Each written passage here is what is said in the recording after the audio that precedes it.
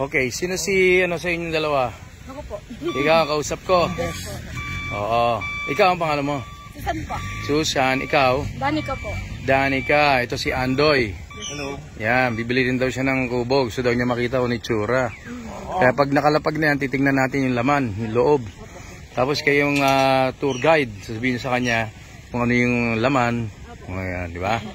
Ikaw yung sales agent. Ano? Saan niyo po ginagawa to? Sa pisto po. Sa Rosario po. Yan, Rosario. Opo. Ba't galing siya, Malbar? Ano po, dalaw po kasi ang shop po na. Ang tindahan ninyo? Oh, okay. Kasi sila gumagawa. Yun. So, bagong gawa lang. So, kung tatanungin ka ni Tito Boy, tanungin ka, bakit sa inyo kami dapat bumili? Ano ang meron ng inyong bahay kubo na walang iba? Ayan. Sagot mo, mamahal ka. Ayan. Dali ka. Bakit namin pipiliin ang bahay kubo nyo? Oo, isa sa iba. Maganda po siya. Saka pang matagalan na po sadya. Tapos po, ano po, maganda po ang yari. Tapos po, quality. Matibay ha, matibay. Oh, bakit may mga itim-itim ang kawayan? Yung design po. Design. Hindi ba yan dahil sa pinapatay nyo yung bukbok? Hindi, bago po siya i-assemble, in-spray po namin siya ng gamot. Yun. Tapos, after na-assemble, i-spray ulit another ng gamot po. So, guaranteed ba to na walang bukbok? Yes po. So, kung magkabukbok siya, paano? Lagi pong... Spray na lang. O, tingnan natin. Bababa na siya. Sorry, naputol kita. Naniniwala naman kami sa sinasabi mo. Pero kukunan natin ito dahil ito yung event na bayanihan. Kung paano nila binababa ang bahay kubo. Naku, kung huwag silang mahuhulugan dahil naku, bigat yan. Bigat po.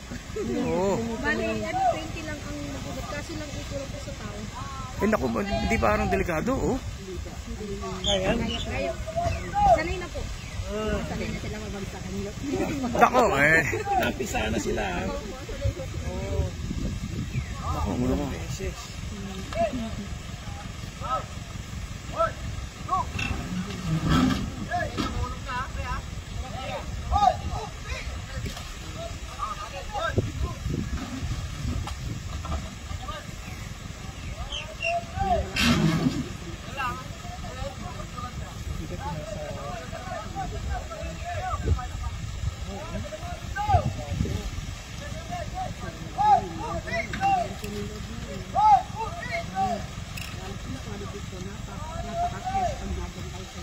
Pwede na ako matulog dyan mamaya. Kahit yun na po kailangan na aircon. Alam mo po naman. May kama ba? Hindi lang po yung kutsyon. Alam mo matres.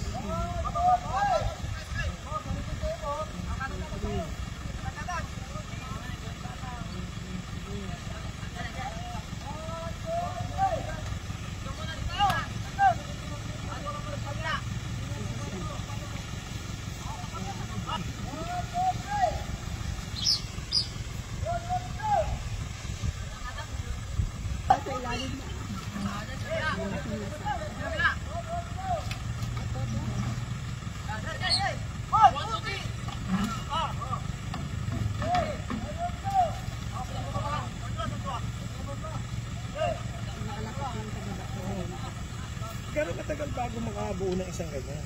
Ano po? 1 week? Ang bilis ha? Depende po sa taong sanay na po na ako. Kasi nakatabas nyo naman yung mga part nyo na po. Papalang po yung tapal. Kabit lang po. Ilan yan nagkagawa nyo sa isang ano?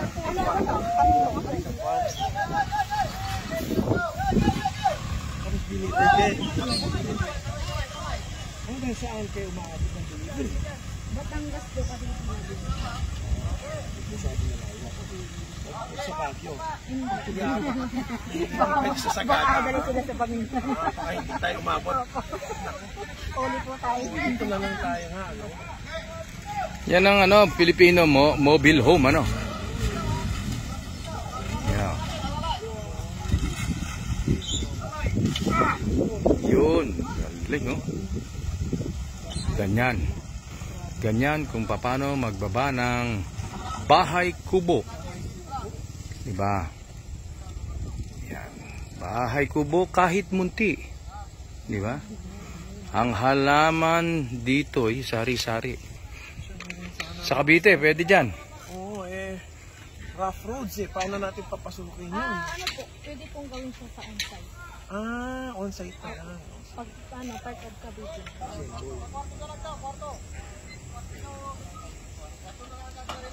Kwarto. Assemble pa yung kwarto. Yes po. Cabinet. Kasi mabigat, ano?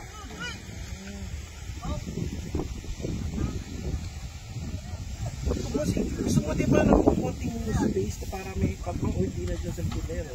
Dito na lang sila. Hindi mo naman kailangan ng